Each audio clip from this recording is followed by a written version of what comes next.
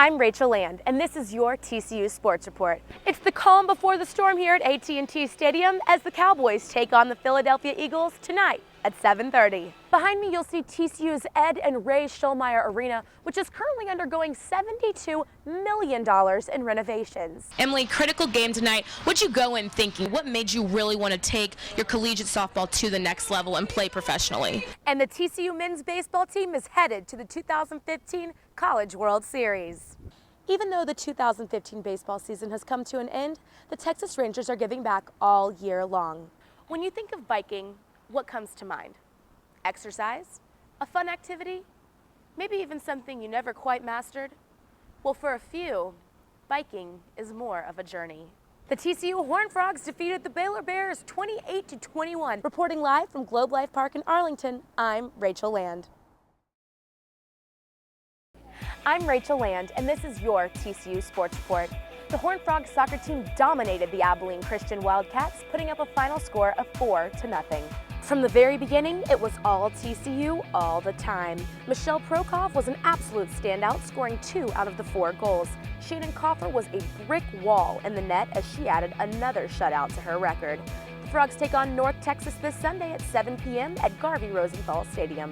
It was no question who had the best horns in Texas on Saturday as the TCU football team defeated the University of Texas 50-7. Quarterback Trevon Boykin threw 5 touchdown passes in the game. Boykin, who now has a career of 74 touchdown passes, made TCU history by beating Andy Dalton's record of 71 touchdown passes. Freshman Cavante Turpin had 4 touchdown catches, which is the most by a freshman in Big 12 history. The Frogs take on Kansas State in Kansas on Saturday at 6:30. And what a game it was for the TCU volleyball team, defeating Oklahoma in a wild 5-set match.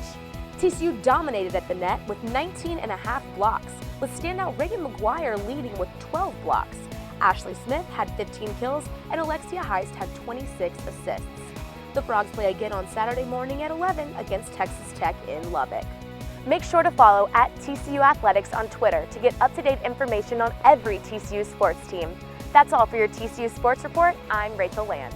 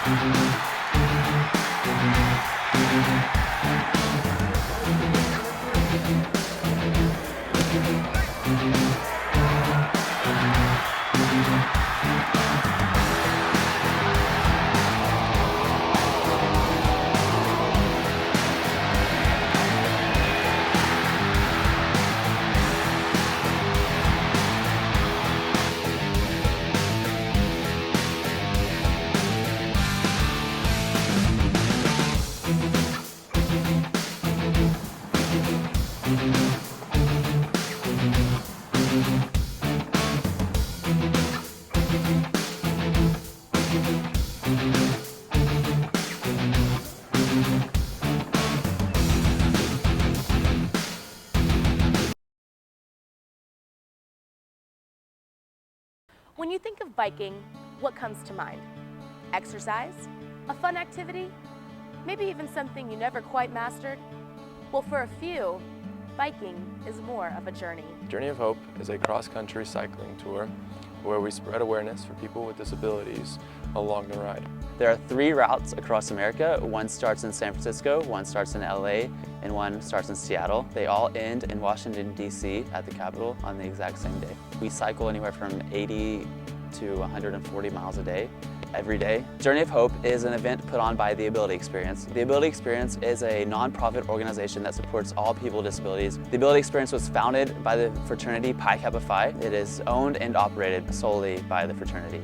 The main fundraising event for that is Push Week, and there's a lot that goes on with that. A lot of restaurant fundraisers, penny jars, cycling for 24 hours straight to raise awareness, as well as getting all the sororities involved and having competition within them to raise awareness for people with disabilities. For most, however, it's not the biking that is the most memorable. Almost every day we visit a community that supports people with disabilities, and we just get to hang out with them and be friends with them for the day and just like help them with whatever they need.